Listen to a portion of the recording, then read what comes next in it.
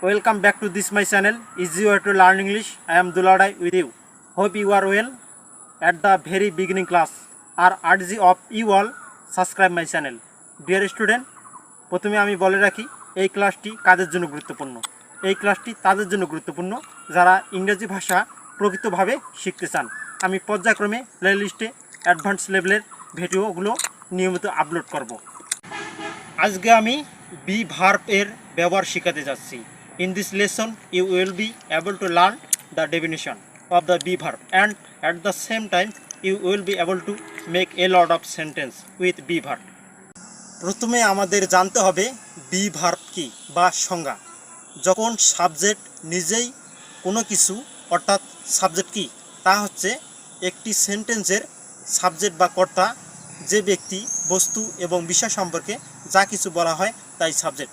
আর এই সাবজেক্ট যখন নিজেই কোনো কিছু অথবা সাবজেক্ট নিজেই কোথাও আসে বা ছিল এবং যেখানে কোনো ডু ভার্ব থাকে না সেখানে বি ভার্ব বসে। তাহলে ডু ভার্ব কি? যে ভার্ব দিয়ে কোনো কিছু করা বোঝাবে সেটি হচ্ছে ডু ভার্ব। যেমন খাওয়া, যাওয়া, পড়া, লেখা ইত্যাদি। অর্থাৎ কোনো ভার্ব দিয়ে যদি কাজ করা বোঝায় সেটি হচ্ছে ডু ভার্ব। আর এই ডু ভার্বগুলো যেখানে থাকবে না সেখানেই বি ভার্ব বসবে। তাহলে আমরা দেখি বি ভার্ব কোথায় বসবে।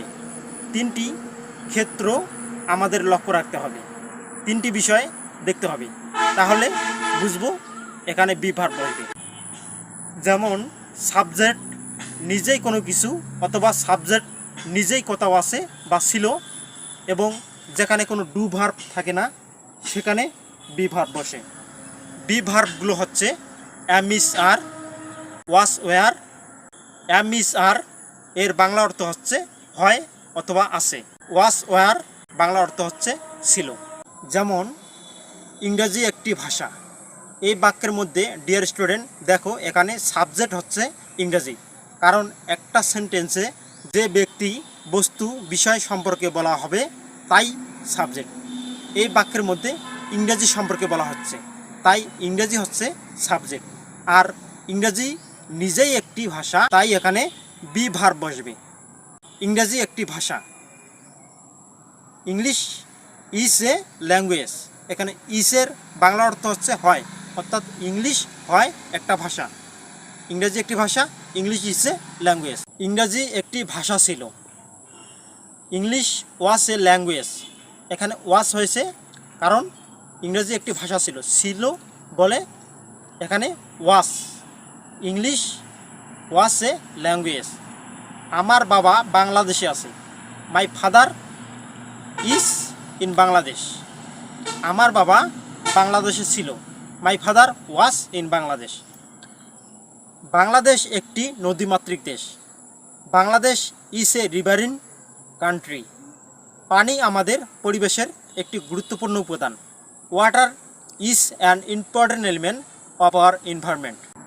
21শে ফেব্রুয়ারি বাংলাদেশের ইতিহাসে একটি স্মরণীয় দিন।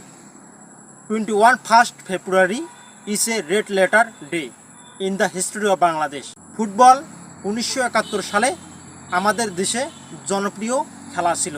Football was a popular game in our country 1971। Bangladesh থেকে নিরক্ষরতা দূর করা একটি সহজ বিষয় নয়। Removing illiteracy from Bangladesh is not an easy matter. আজকের ছাত্রছাত্রীরা আগামী দিনের ভবিষ্যৎ। Today's students are টুমরোস future. একজন ডাক্তার হওয়া আমার স্বপ্ন। Beings a doctor is my dreams. পরবর্তী ক্লাসে হ্যাভ ভার্ব নিয়ে আলোচনা করব। আজকে এ পর্যন্ত, আবারও দেখা হবে পরবর্তী ক্লাসে। সবাইকে ধন্যবাদ। A lot of thanks for watching my video.